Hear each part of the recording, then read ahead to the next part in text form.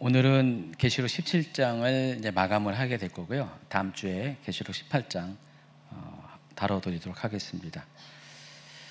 지난 강의에서 이 계시록 17장의 이 전체 구조와 큰 음료의 정체에 대해서 개론적으로 말씀을 드렸습니다. 그래서 계시록 17장을 한번 우리가 구조적으로 다시 기억할 필요가 있을 것 같아요. 그래서 오랜만에 우리 노 연사님이 계시록 17장을 1절부터 쭉 제가 구분 짓는 대로 읽어드릴 텐데, 여러분 같이 한번 읽으면서 계시록 17장의 구조를 다시 한번 머릿속에 기억하시기 바랍니다. 1절은 큰 음녀에 대한 심판을 선언하는 걸로 시작합니다. 또 일곱 대접을 가진 일곱 천사 중 하나가 와서 내게 말하여 이르되, 이리로 오라. 많은 무리에 앉은 큰 음녀가 받을 심판을 내게 보이리라. 2절부터 6절까지는 큰 음녀의 정체에 대해서 소개합니다. 땅의 임금들도 그와 더불어 음행하였고 땅에 사는 자들도 그 음행의 포도주에 취하였다 하고 곧 성령으로 나를 데리고 광야로 가니라.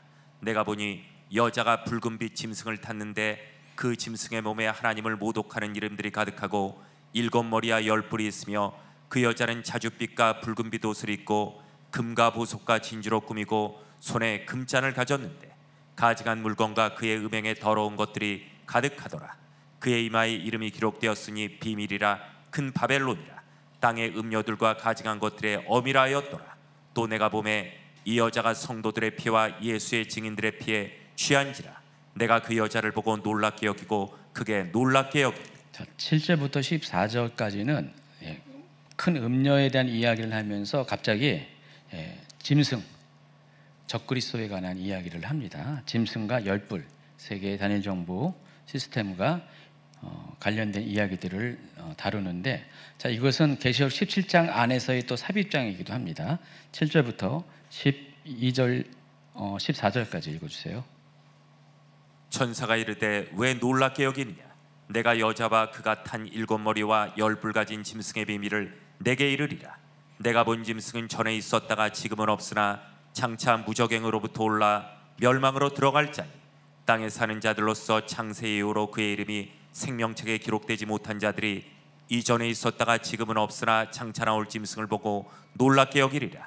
지혜 있는 듯이 여기 있으니 그 일곱 머리는 여자가 앉은 일곱 산이요 또 일곱 왕이라. 다섯은 망하였고 하나는 있고 다른 하나는 아직 이르지 아니하였으나 이르면 반드시 잠시 동안 머무르리라.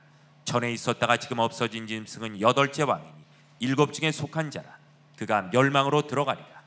내가 보던 열 뿔은 열왕이니 아직 나라를 얻지 못하였으나 다만 짐승과 더불어 임금처럼 한동안 권세를 받으리라. 그들이 한 뜻을 가지고 자기의 능력과 권세를 짐승에게 주더라.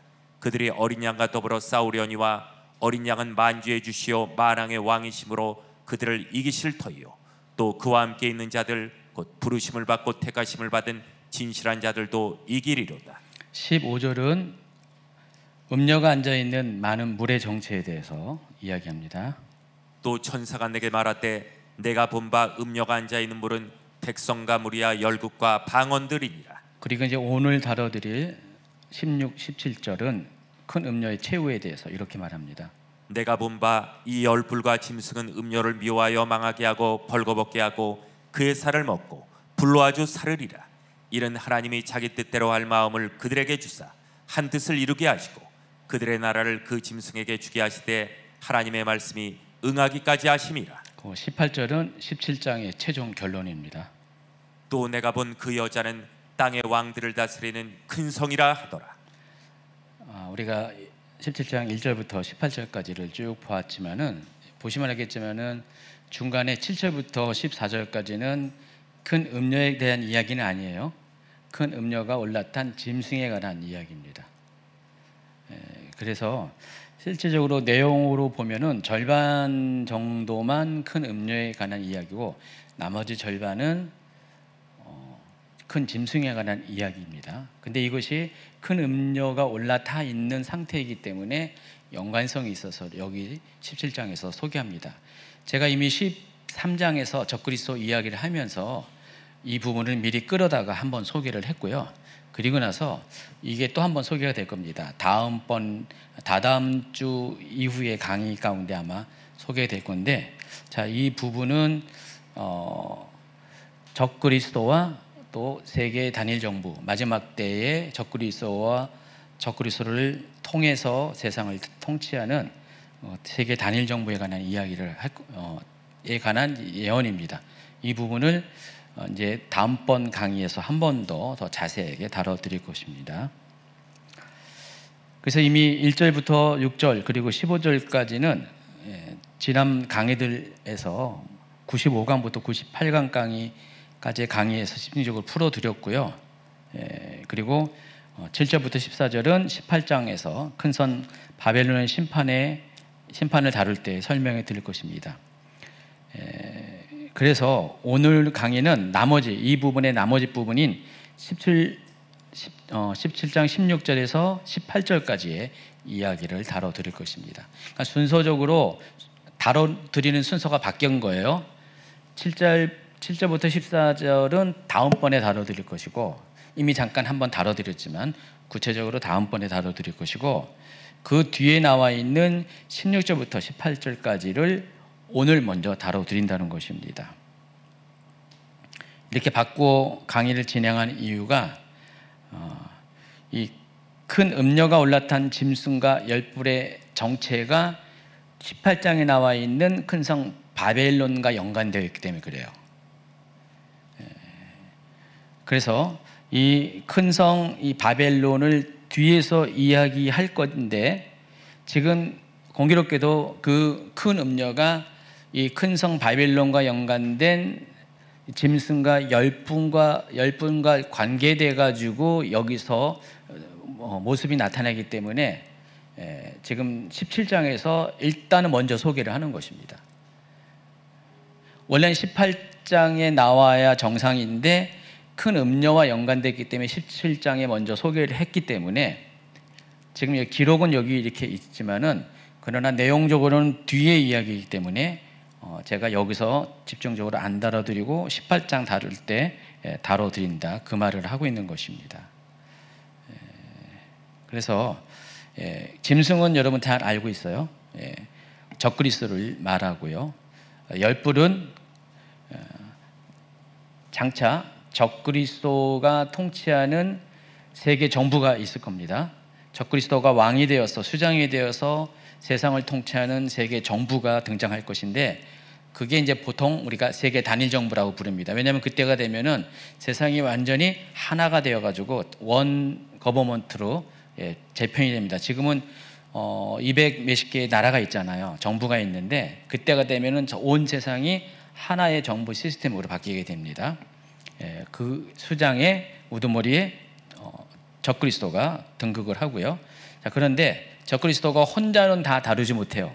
그러다 보니까 적그리스도를 묘사하는 계시록 13장의 짐승의 모습에는 뭐가 있습니까? 열뿔이 있는데, 그 열뿔이 의미하는 것이 열왕입니다. 열왕인데, 그 열왕이 바로 그 세계 단일 정부를 구성하는 10개의 지역 왕을 의미합니다.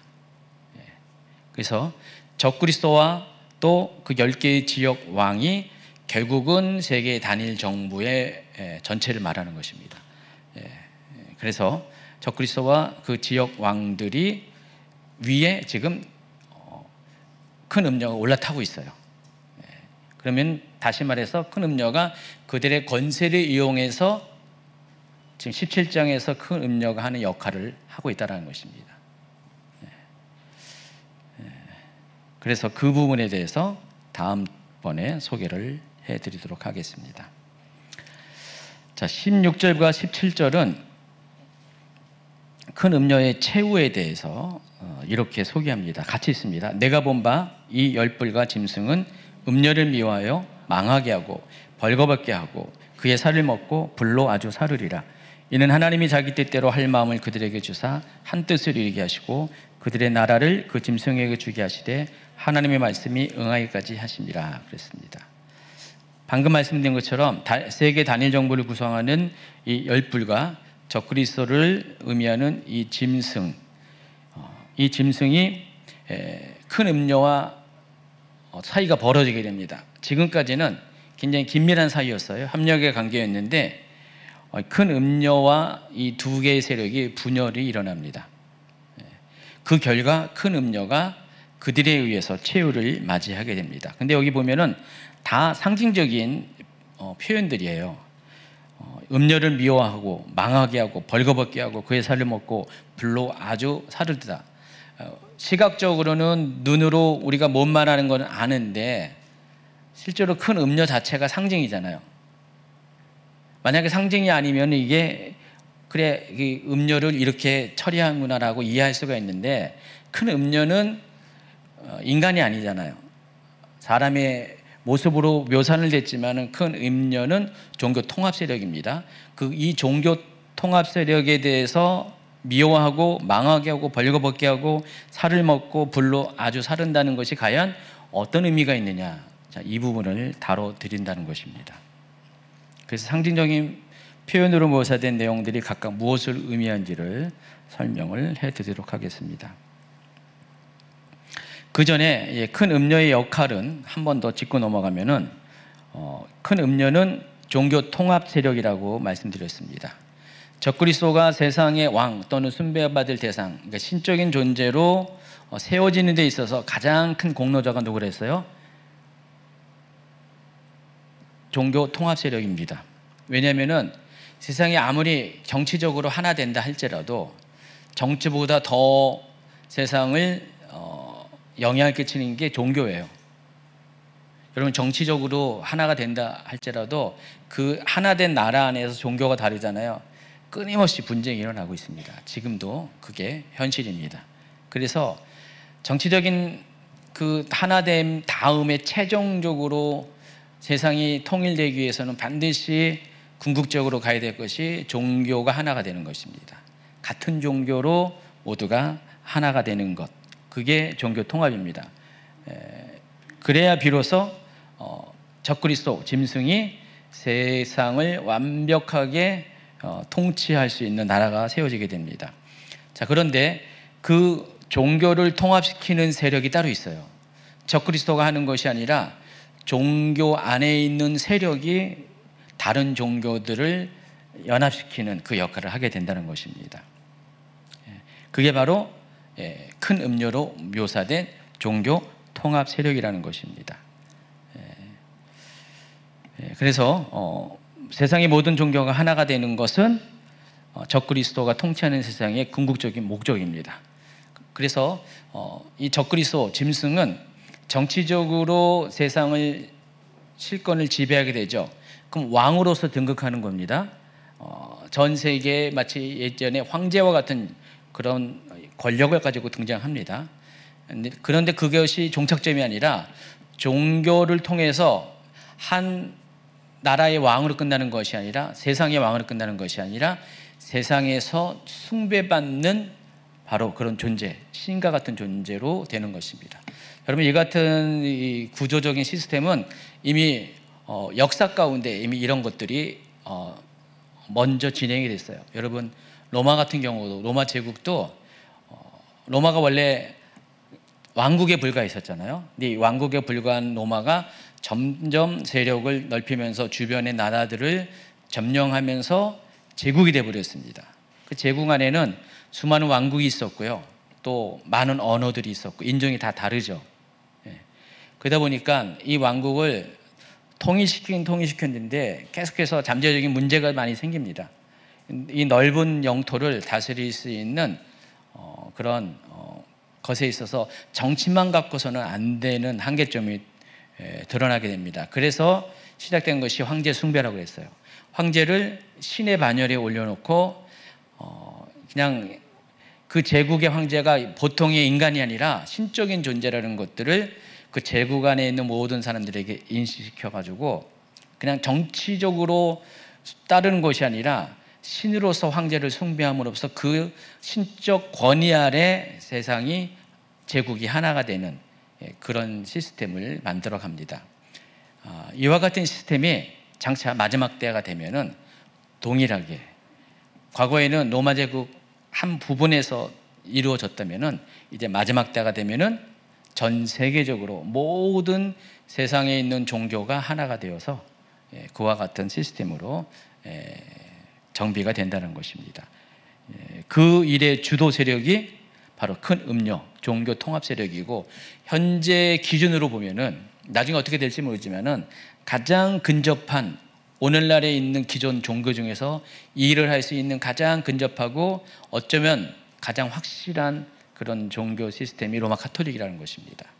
자, 말씀드린 것처럼 로마 카톨릭은 물론 그 신도수로서는 이슬람보다는 작지만은, 그러나 로마 카톨릭은 교황이라는 정점에 있는 한 리더십에 의해서 그냥 일사불란하게 다 통솔되는 집단이거든요. 전체주의 종교입니다. 여러분, 개신교만 해도요, 얼마나 많은 교파, 교단이 있습니까? 우리나라에도 수백 개의 교단이 있잖아요. 하나 된다는 것은 힘들어요. 불가능해요. 다른 종교도 마찬가지입니다. 다른 종교도 여러 가지 분파가 있고요, 종단들이 있어요. 그래서 다른 종교들도 하나 되는 건 쉽지가 않습니다. 세상에서 유일하게, 메이저 종교 중에서 유일하게 하나의 시스템으로, 전체주의 시스템으로 하나 된 종교는 로마 카톨릭밖에 없습니다. 그래서 지금 로마 카톨릭을 중심으로 해서 여러 가지 종교들이 서로 교류를 하고 있잖아요. 항상 중심에는 로마 카톨릭 교황이 있습니다. 여러분, 사진으로 보면 딱 나와요. 뭐 다종교 회의를 한다거나 다른 여러 가지 종교 지도자들이 교황과 함께 모임을 갖는 데는 항상 중심에는 교황이 있어요. 대장이에요. 교황이 대장이고 그 옆에 다른 종교들이 포진하고 있습니다. 시각적으로 그렇다는 것입니다. 그리고 실질적으로 그렇습니다. 지난번에 우리가 로마 카톨릭에 대해서 3번에 걸쳐 강의를 하면서 맨 마지막에 종교 통합 운동에 대해서, 로마 카톨릭이 벌이고 있는 종교 통합 운동에 대해서 설명했는데, 얼마나 광범위하게 또 치밀하게 지금 그 작업을 하고 있는지 여러분 이미 강의를 통해서 기억을 하십니다. 그렇다면은 마지막 때가 이제 이르게 될 때 그 역할을 할 수 있는 종교는 로마 카톨릭을 제외하고 다른 종교가 될 가능성이 현존에서는 없어요. 유일하게 로마 카톨릭이 바로 종교 통합 세력이 될 가능성이 크다라는 것입니다. 제가 100%까지는 이야기는 안 하지만은 그래도 99%까지는 로마 카톨릭이 종교 통합 세력이 될 가능성이 많습니다. 그리고 종교 통합 세력이 누구라고요? 여기서는 뭐로 묘사됐어요? 큰 음료로 묘사됐습니다. 자, 이와 같이 큰 음료는 짐승을 세상의 왕으로 또 숭배받을 자로 만드는 일에 있어서 1등 공신이 됩니다. 그런데 이제 짐승이, 적그리스도가 세상의 왕이 되고 숭배를 받게 되면은 그때부터 문제가 생겨요. 큰 음료는 짐승과 열불로부터 곧바로 배신을 당하게 됩니다. 그래서 그 배신당하는 내용이 16절에 기록이 된 거예요.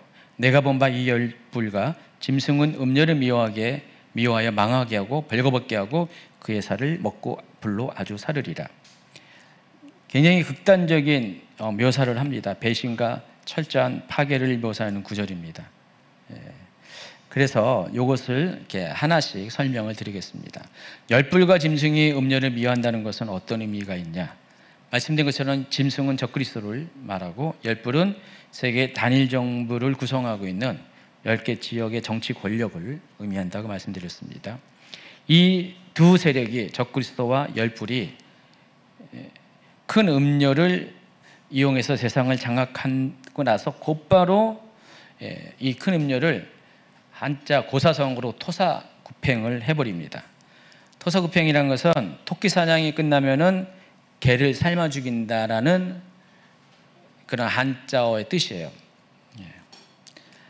그래서 세상의 권력은 종교를 일시적으로 필요로 하죠. 그렇지만은 결국은 종교조차 자기 숭배의 걸림돌이 되면은 제거해 버린다는 것입니다. 자, 망하게 한다는 것은 존재 자체를 아주 끝장을 내버린다는 거예요. 더 이상 존재하지 못하도록 만들어 버린다는 것입니다.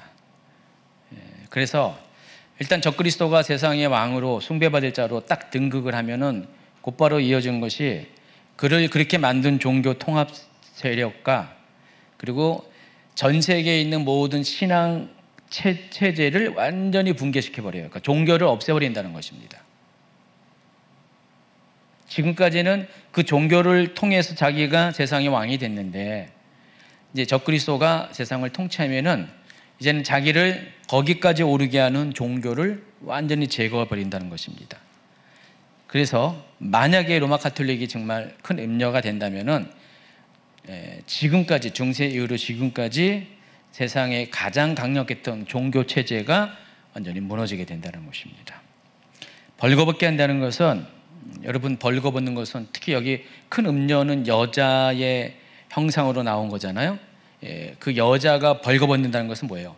수치죠. 여성이 벌거벗긴다는 것은 수치입니다.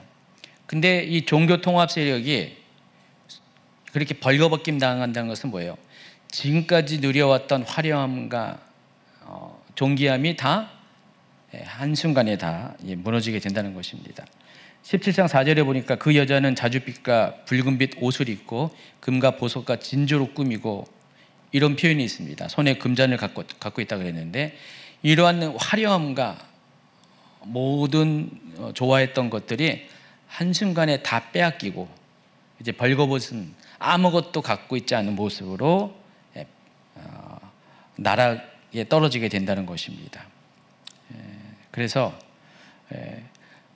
앞에 말한 망하게 한다는 것과 연장선에서 이제는 만약에 이게 로마 가톨릭이라고 한다면은 지금까지 누려왔던 로마 가톨릭의 그 명성, 화려함, 존귀함, 독보적인 위치, 권력, 이런 모든 것들이 전부 다 한 번에 다 무너져서 이제는 부끄러운 존재가 된다는 것입니다. 더 이상 누구도 그 종교를 더 이상 쳐다보지 않는 그런 상황이 된다는 것입니다. 여기 또 그의 살을 먹는다 그랬습니다. 살을 먹는다는 것은 이것도 좀 상징적인 표현이죠. 근데 여러분, 고대 전쟁에서 패배하면 어떻게 되죠? 승자가 패자의 살을 먹습니까? 그건 아니죠. 이것도 상징적인 표현입니다. 단순히 이 살을 먹는다는 것은 죽이는 수준이 아니라 아주 갈기갈기 찢어버린다는 그런 수준입니다. 그래서 이 종교 자체가 완전히 흔적도 없이 갈기갈기 찢어져서 적그리스도의 체제에 흡수되거나 조롱과 멸시를 받게 된다는 그런 상징적인 표현입니다. 그리고 마지막으로 불로 아주 사르리라 그랬습니다. 불은 심판과 멸망과 완전한 파괴를 상징하는 겁니다. 다시 존재할 수 없도록 흔적조차 태워버린다는 최종적인 심판을 의미합니다. 자, 이와 같이 어쩌면은 좀 표현만 약간 다르고 반복적인 내용들로 이 큰 음녀의 최후에 대해서 묘사를 하고 있습니다. 종교 통합 세력의 최후에 대해서 묘사를 하고 있습니다.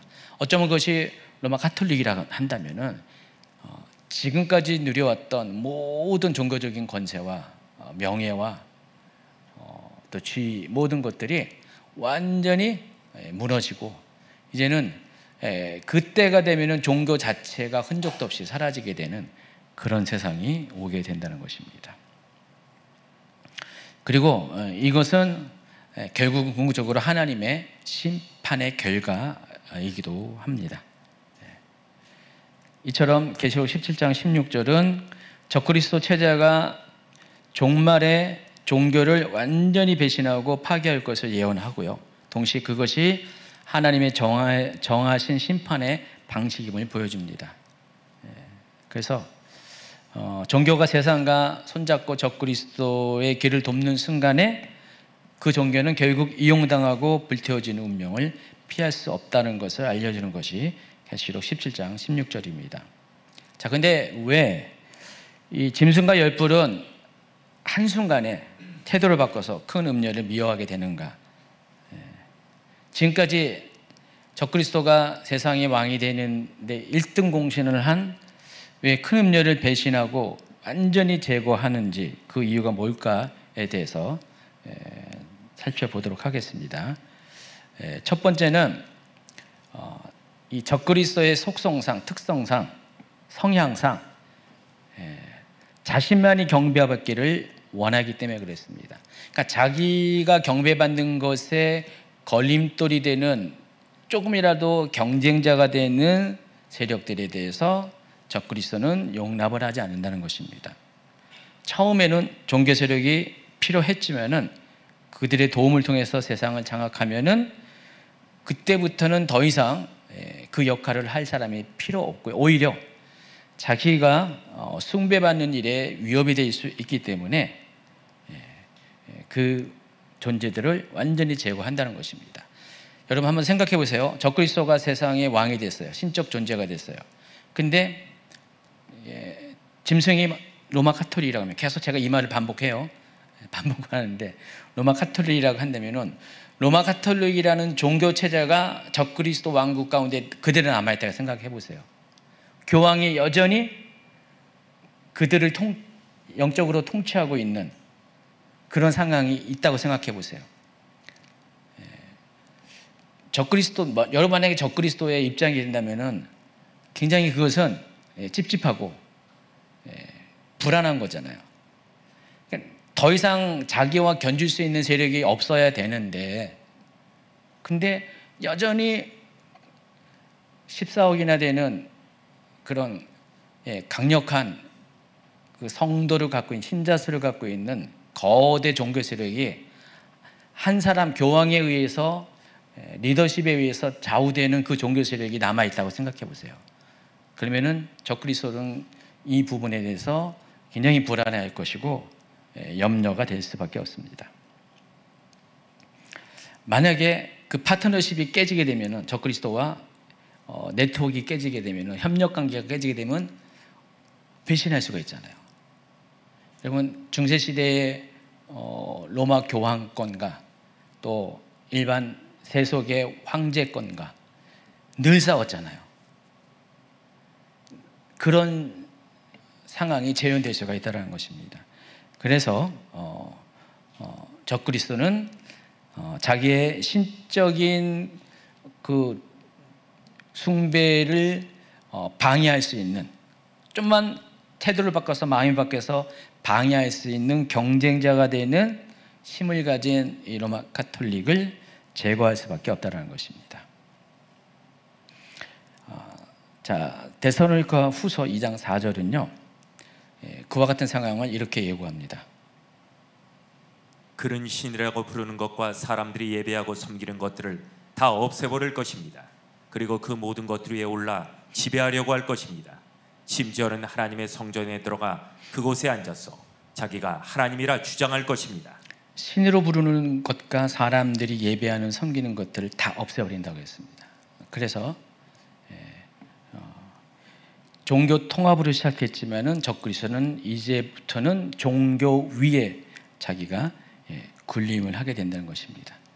아까 제가 토사구팽이라는 단어를 잠시 소개했는데, 토끼 사냥이 끝나면은 토끼 사냥을 위해서 헌신했던 개를 삶아 먹는다는 게 한자 성어, 고사 성어예요. 자, 이게 배경이 되는 이야기가 있는데, 중국의 한나라를 건국한 유방이라는 사람이 있습니다.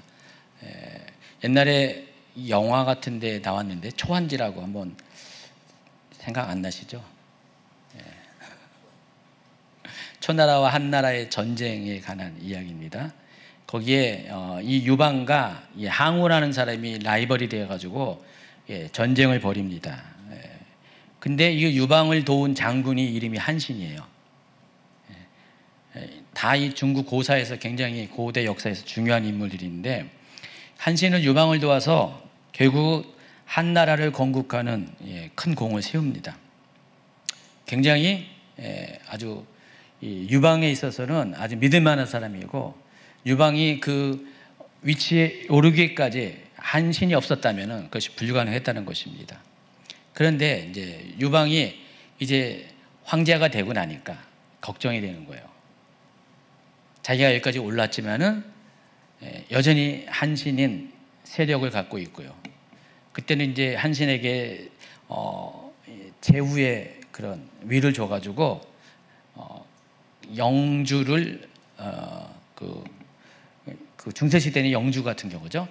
조그만 그 그 나라에 속한 땅을 다스리게 했습니다. 한 지역을 다스리게 했는데 한신은 여전히 강한 세력이고 그러다 보니까 항상 불안해했었어요.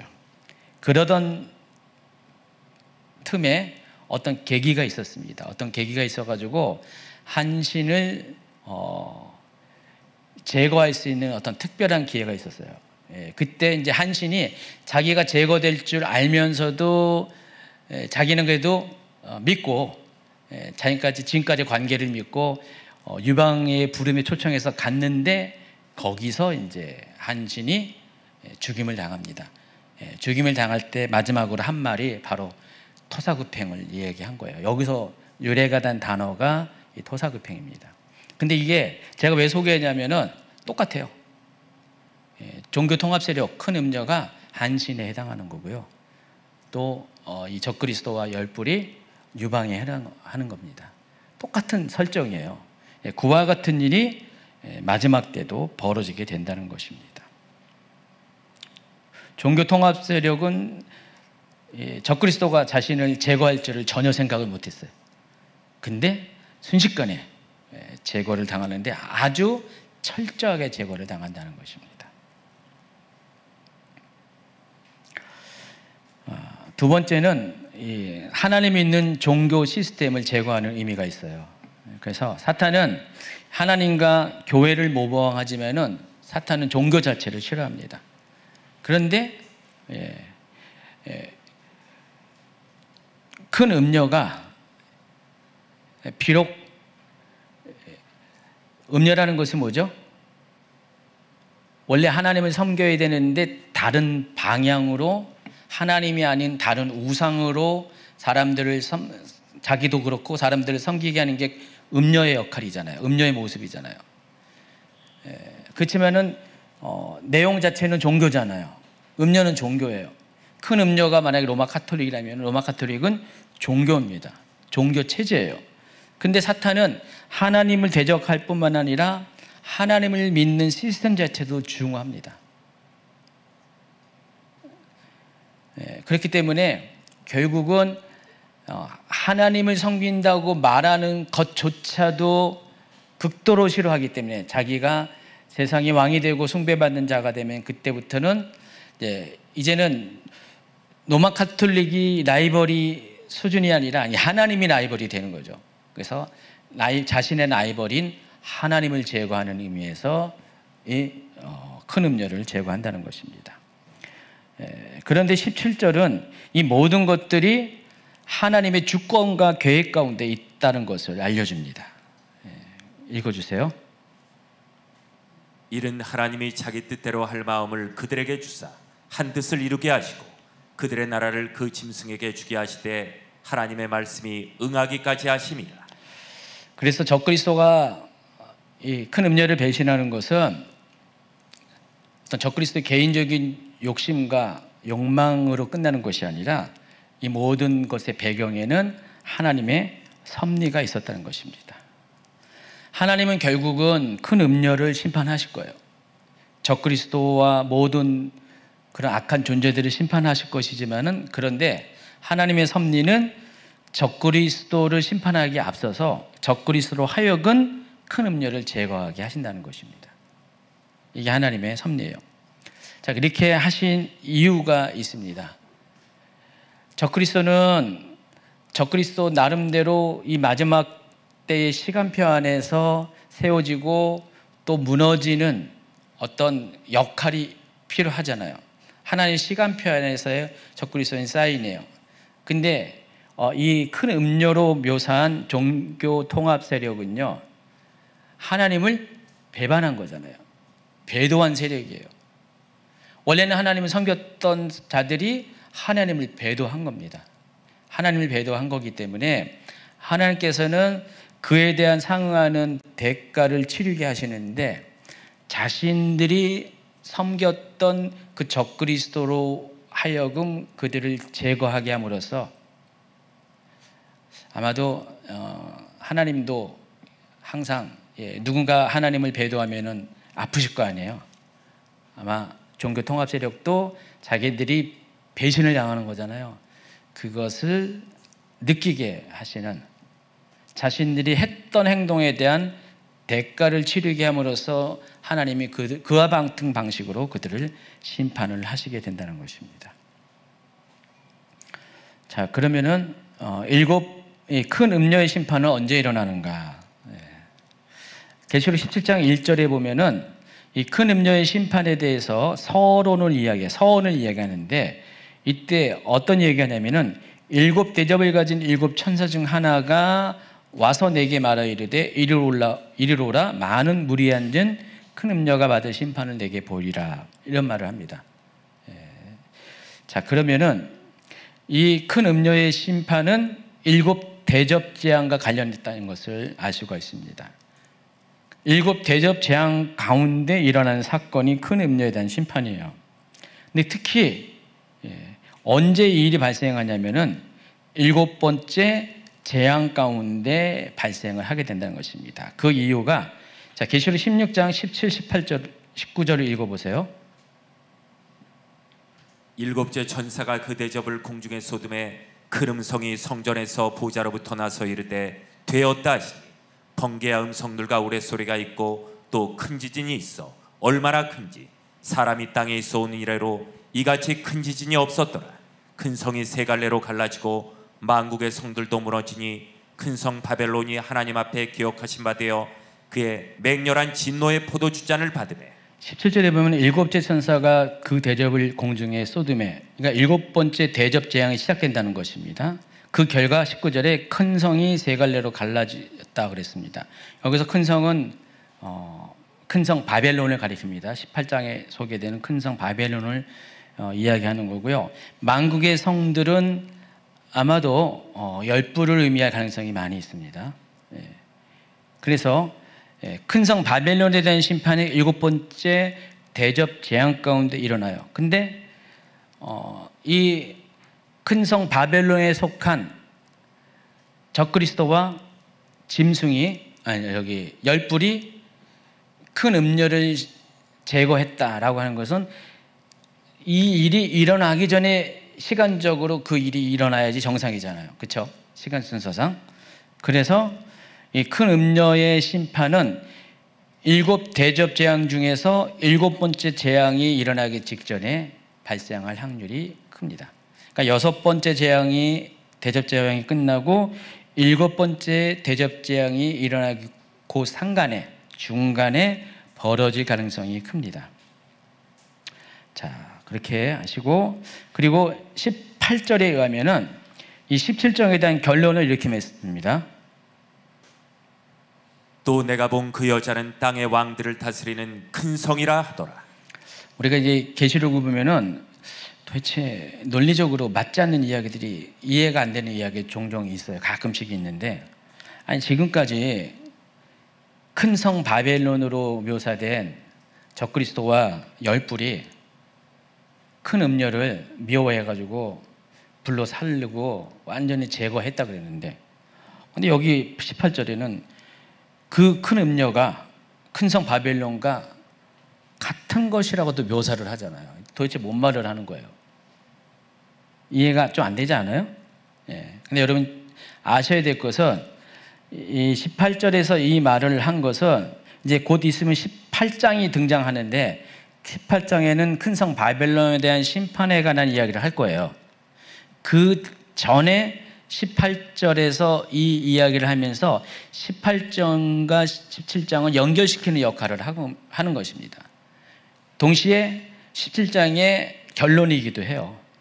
자, 근데 여지껏 소개했던 그 금녀가 알고 봤더니 여기 보니까 큰 성 바벨론이고, 큰 성 바벨론에 대한 심판이 곧 18장에서 이어지겠다, 지금 그 얘기를 하고 있는 거거든요. 그런데 그럼에도 불구하고 문맥적으로 그래서 그렇구나라는 것을 이해하지만은, 어떻게 큰 음녀가 큰 성 바벨론이냐, 여기 동질 집단이라고 이야기를 하는데 왜 이런 말을 하는지를 여러분이 아셔야 돼요. 큰 성 바벨론은 세계 단일 정부를 가리키는데, 자, 이 세계 단일 정부는 정부 조직을 말하는 거예요. 정계 시스템을 말하는 것입니다. 계시록 13장에 나오면은 짐승은 경제 시스템을 통해서 정치적으로 세상을 장악합니다.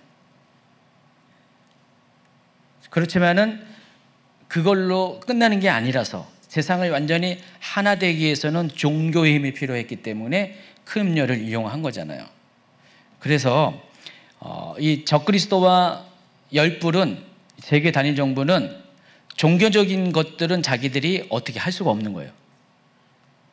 종교적인 역할은 큰 음력만이 할 수 있는 것이에요. 그래서 정치 경제 시스템은 바로 큰 성 바벨론으로 묘사한 짐승과 열불이 담당을 하게 되는 거고, 그리고 종교 영역은 큰 음료로 묘사한 종교 통합 세력이 담당을 하는 것으로 봐야 돼요. 그래서 역할은 다르지만은 그러나 세계 단일 정부, 적그리스도 정부를 구성하는 동질 집단으로 보셔야 된다는 것입니다. 그래서 큰 음료나 큰 성 바빌론이나 할 것 없이 다 마지막 때의 세계 정부를 의미한다. 그 말을 표현을 18절에서 이렇게 한 거라는 것을 이해하시기 바랍니다. 그렇기 때문에 큰 성 바벨론의 심판이 본격적으로 진행되기 직전에 큰 음료의 심판이 큰 성 바벨론에 의해서 실행이 된다는 것입니다. 그래서 우리가 이때에 어떤 식으로 어떤 순서로 심판을 당하는지를 표로 그리면은 먼저 큰 음료 종교 통합 세력이 먼저 심판을 당하고, 그리고 큰 성 바벨론 세계 단일 정부가 심판을 당합니다. 자, 이것은 좁게 이야기하면 열불을 의미하는 겁니다. 열불이 두 번째로 심판을 당하고, 그게 일곱 대접 심판 때, 대접 재앙 때 심판을 받는 거예요. 그리고 나서 일곱 대접 재앙이 다 끝난 다음에 19장으로 넘어가서 짐승과 또 다른 짐승인 적그리스도와 거짓 선지자가 심판을 당하는 거예요. 이해하겠어요? 흐름을 이해하겠어요? 일곱 번째 대접 재앙이 있기 직전에 큰 음녀가 심판을 당해요. 하나님이 직접 심판하는 게 아니라 누구한테요? 자기가 세웠던 바로 적그리스도와 적그리스도를 힘을 받쳐주고 있는 정부 시스템인 열불로 묘사한 세계 단일 정부로부터 이 큰 음료 종교 통합 세력이 제거를 당해요. 그리고 이 세계 단일 정부는 큰 성 바벨론인데, 이 세계 단일 정부는 곧 열불을 의미하는데, 이 열불은 바로 일곱 번째 대접 재앙 때 심판을 당해요. 그리고 짐승과 또 다른 짐승, 적그리스도와 거짓 선지자는 그때까지 아직 건재해요. 그리고 일곱 대접 심판이 다 끝난 다음에 아마겟돈 전쟁이 일어나고, 아마겟돈 전쟁 후에 맨 마지막으로 이들이 심판을 당하게 된다는 것입니다. 이런 구조로 계시록은 약한 존재들이 심판에 대해서 이야기를 하고 있습니다. 자, 결론입니다. 이처럼 이 종교의 타락이 정치의 타락보다 먼저 심판을 받는다는 구조로 계시록은 소개를 하고 있습니다. 그래서 하나님은 정치 타락은 최종적인 심판의 대상이지만은 이 종교의 타락에 대해서 하나님이 먼저 심판을 하시는 거예요. 그 직접 심판하는 것이 아니라 그 정치 세력에 의해서 종교 세력이 심판을 받게끔 하신다는 것입니다. 그래서 오늘날도 우리가 이제 역사를 살펴보면은요, 뭐 중세를 보지 않고 근대와 현대사를 보더라도요, 뭐 기독교의 일부도 그런 적이 있었지만은 각 나라의 종교 상황을 보면은 그 어떤 나라가 무슨 어떤 쿠데타가 있고 무슨 혁명이 있고 여러 가지 뭐 그런 어떤 정치적인 변화가 있을 때 종교 세력이 이렇게 관여하는 그런 때가 종종 있었어요. 종교 세력이 관여를 해요. 그런데 지나간 역사를 봐더라도요, 이 종교 세력은 특히 공산당과 관련돼서 이 종교 세력은 먼저 그 세력이 그 자기가 떠받쳤던 세력이 집권을 하게 되면은 그 세력이 공을 인정해 가지고 어떤 특혜를 주는 게 아니라 곧바로 제일 먼저 제거하는 것이 종교 세력입니다. 특히 공산혁명 가운데 그런 일이 많이 있었어요. 그래서 처음에는 몰랐지만은 나중에 보면 다 그런 식으로 토사구팽을 당하는 것이 역사예요. 근데 이게 마지막 때에도 그와 같은 일이 재현이 된다는 것입니다. 근데 참 희한하죠? 알면서도, 역사를 알면서도 사람들은 똑같이 이렇게 반복을 해요. 그래서 종교는 정치와 연계되면 안 돼요. 정치와 연결을 하면 절대로 안 됩니다. 그냥 종교는 종교여야 돼요. 종교가 정치와 연결되는 그 순간에 어떤 역할을 해요. 초기에는 어떤 역할을 하는데 어느 시기가 되면은요, 곧바로 이와 같은 일을 당하는데, 이게 왜 이런 구조로 될 수밖에 결과로 될 수밖에 없냐면은 하나님이 이 부분에 대해서 원하지 않기 때문에 그런 거죠. 물론 뭐 지금 한국의 정치 상황 가운데 우리 기독교의 역할이 있습니다. 근데 이거는 지금 어떤 기독교가 정치와 연결돼서 이렇게 하는 건 아니에요, 여러분. 물론 일부의 기독교 세력 중에서 정치적인 연관성이 있는 세력도 있긴 하지만은 오늘날 한국 내의 기독교 정치 세력, 특히 또 미국의 정치 세력들은 기독교 세력들은 정치와 연관되어 있긴 하지만은 이게 정치를 여기와 같이 그런 정치를 숭배하기 위해서 그런 건 결코 아니라 이 성경적인 세계관을 수호하기 위한 어쩔 수 없는 선택이에요.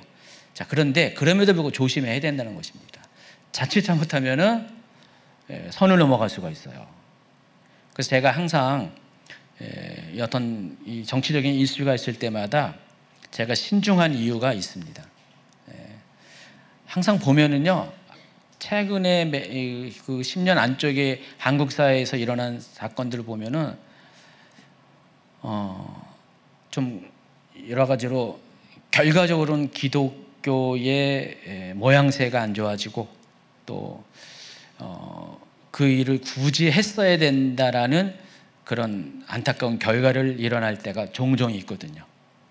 그래서 저는 이건 굉장히 또 조심스러운 이야기지만은 이 교회가 이 정치 현황에 대해서 아주 신중하게 접근을 해야 돼요.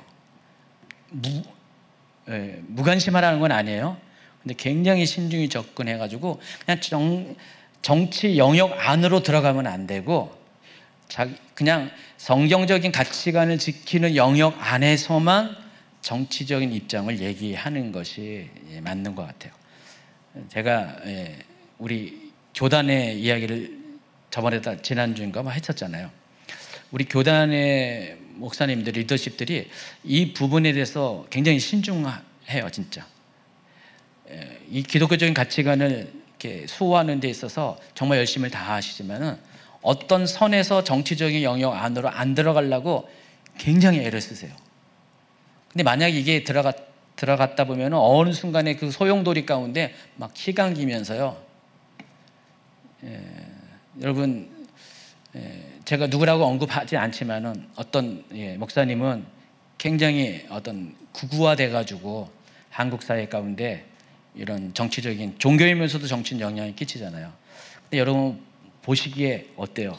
물론 그분의 나름대로 역할이 있긴 하지만은 여러분이 종교 신앙인의 입장에서도 봐도 그렇고 비신앙인의 입장에서 봐도 그렇고요. 어때요, 여러분? 마음이 편해요? 이런 말을 하면은 싫어하는 분이 있을까요? 저는 마음이 편하지 않거든요. 물론 그분이 하는 역할은 인정해요. 하지만은 결코 이 대한민국을 위해서, 교회를 위해서 긍정적인 영향을 끼친다고는 볼 수가 없어요. 처음에는 안 그랬죠. 처음에는 안 그랬는데 점점 그런 쪽으로 가다 보니까 어느덧 종교가 정치가 돼버리니까 그런 문제가 생겨요. 굉장히 이게 종이 한 장 차이인데 굉장히 신중하지 않으면요, 우리가 그렇게 될 수가 있거든요. 제가 원래 이런 말을 하려고 한 건 아닌데 옆으로 샜는데 앞으로 이 마지막 때 일어날 이 큰 음료와 이 짐승과 열불의 관계를 예측을 하는 것을 보더라도 현재의 모습을 우리가 어떻게 태도를 취할지가 더 분명해지는 것 같습니다. 과거도 그랬고 미래도 그럴 것이고 현재도 우리가 이 과거와 미래의 이야기를 거울 삼아서 우리가 어떻게 해야 될지를 잘 선택해야 됩니다. 여러분 뭐 차별금지법이나 뭐 여러 가지 어떤 반기독교적이고 반성경적인 것들에 대해서는 여러분이 어떤 정치적인 색깔로 들여다 보이지만 행동을 해야 돼요. 근데 정말 본격적인 정치 영역 가운데서 교회가 개입이 되면 안 된다는 것입니다. 여러 가지 문제가 생기고 교회 자체가 좀 이렇게 정결성을 잃어버리고 초심을 잃어버릴 수밖에 없는 구조가 됐기 때문에 이 부분은 상당히 조심을 해야 된다는 것입니다. 로마 가톨릭이 그런 거예요. 로마 가톨릭이 처음에는 시작 그렇게 안 했어요.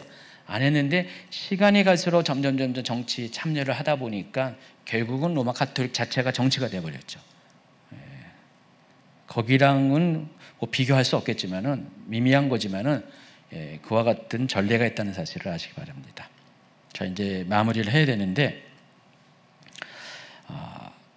이 계시록에 나오면은 여기 17장에는 큰 음녀의 이야기를 하면서 음녀와 가증한 것에 대한 이야기를 합니다. 그 음녀는 뭐고 가증한 것이 뭔가에 대해서 이미 지난번에 서론 부분에서 이야기를 다뤄드렸는데, 자, 음녀는 뭐죠? 신앙을 배반한 게 음녀잖아요. 그러면은 큰 음녀는 종교 통합 세력이라고 한다면은 그 음녀는 누가 될까요? 신앙을 배반한 배도한 모든 사람들이 음녀가 되는 거예요.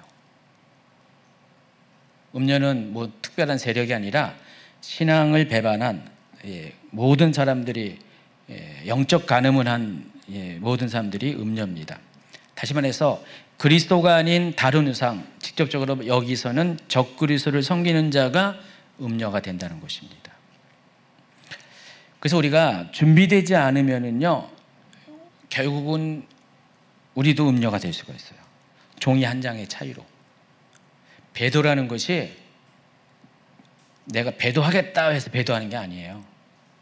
어느 순간에 발을 잘못 옆으로 발을 내디디면 그때부터 배도가 돼요. 지금은 우리가 기회가 있는데 마지막 때 되면 기회가 없잖아요. 이제는 마지막 때 우리의 결정이 마지막 종착점이 됩니다. 그렇기 때문에 그때가 돼서는 굉장히 우리가 신중하고 예민하고 조심을 해야 된다는 것입니다. 그래서 이 마지막 때에는요, 우리가 지금은 잘 드러나지 않지만 마지막 때면은 색깔이 아주 분명하게 드러난 시대로 가게 됩니다. 제가 누누이 얘기하지만은 마지막 때는 세상이 완전히 분리가 돼야지 심판을 하거든요. 중간지대에 너무 많으면은 하나님이 심판하기가 힘들어요. 그러니까 의인과 악인이 완전히 분리가 되는 시대가 마지막입니다. 믿는 자와 믿지 않는 자가 분리된 시대가 만행합니다. 그래서 그리스도의 신부로서 정결한 자와 교회는 다니지만 그리스도의 신부가 아닌 자들이 분리가 됩니다. 여러분 마태복음 25장에 열처녀의 비유도요, 10명의 처녀가 믿는 자와 믿지 않는 자가 아니에요. 다 믿는 자예요. 믿는 자를 상징해요. 근데 믿는 자 중에서 5명은 슬기로운 처녀이고 믿는 자 중에서 5명은 미련한 처녀라는 것입니다.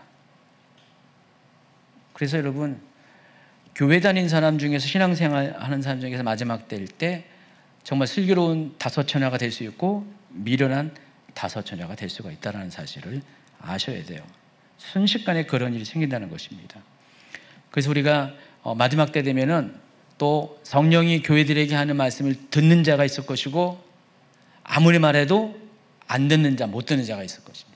지금 제가 여러분의 얘기해도 도대체 뭔 말이 뭔 말인지 모르는 사람이 있을 것이고 그냥 찰떡같이 알아듣는 분도 있고 그럴 것입니다. 지금도 그래요. 근데 시간이 가면 갈수록 하나님께서 성령을 통해서 교회들에게 하시는 말씀들이 계속 쏟아져 나오는데 이것을 듣고 이해하는 자가 있는데 반면에 듣고 이해하지 못한 자가 있다는 것입니다. 여러분 계시록이 시작할 때 1장에 어떤 서론의 이야기를 하고 2장, 3장에 당장 뭐가 나옵니까? 7개 교회 이야기를 하면서 계속적으로 똑같이 반복적으로 하는 2마디가 있어요. 이기는 자가 되라는 것과 또 한 가지 뭐예요? 성령이 교회들에게 하시는 말씀을 들으라 그랬습니다. 그래서 성령이 교회들에게 하시는 말씀을 들으면은 이기는 자가 돼요. 근데 성령이 교회들 하시는 말씀을 듣지도 못하고 들어도 이해하지 못하면은 이기는 자가 되지 못한다는 것입니다. 다 교회들에게 하시는 말씀이에요. 교회들은 곧 여러분이고요. 나에게 하는 말씀이에요. 여러분이 그 성령의 음성을 들어야 돼요. 성령들이 교회들에게 하신 말씀을 듣고 잘 분별을 해야 된다는 것입니다.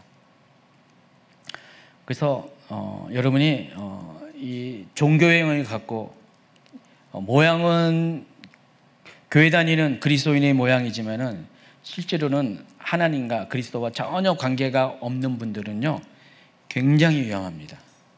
시간이 가면 갈수록 그런 사람들은 나중에 어떻게 돼요? 쭉정이와 같은 자가 됩니다. 쭉정이는 뭐예요?